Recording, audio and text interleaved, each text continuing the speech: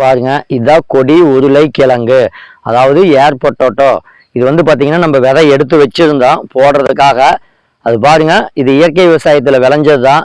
எந்த அளவுக்கு மண்ணே இல்லாமல் தளைஞ்சு வந்திருக்குதுன்னு பாருங்க. இதற்கு காரணம் என்ன அப்படின்னு பார்த்தீங்கன்னா, நம்ம இதுக்கு முன்னாடி கொடுக்கக்கூடிய இயற்கை இடுபொருள் தான் இதுக்கு வந்து அவ்வளோ எதிர்ப்பு சக்தியை கொடுத்துருக்கு.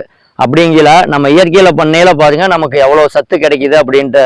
இந்த மாதிரியான நாட்டு ரகங்கள் சாப்பிடையில தான் நமக்கு நோய் எதிர்ப்பு சக்தியும் கிடைக்கும், அதே சமயத்தில் மண்ணும் வளமாகவும் இருக்கும். இது பார்த்தீங்கன்னா நம்ம நாட்டு மாட்டு சாணத்திலிருந்து தயாரிக்கக்கூடிய சாணப்பாசி கரைசல் அப்படின்ட்டு விவசாயிகள் நாட்டு மாட்டுலேயே தயாரிச்சுக்கலாம். அப்படி தயாரிக்கக்கூடிய பாக்டீரியா, மீன் அமிலம் இந்த மாதிரி இதில் தான் இது வளர்ந்து காய் காய்ச்சுது. இப்போ பார்த்தீங்கன்னா இந்த மரத்தில் தான் நம்ம ஏற்றிவிட போகிற இந்த கொடி உருளைக்கிழங்க கீழே வைப்போம். அதனால விவசாயிகள் அனைவரும் என்னன்னா இயற்கை விவசாயம் பண்ணுங்க. கண்டிப்பாக வீட்டுக்கு ஒரு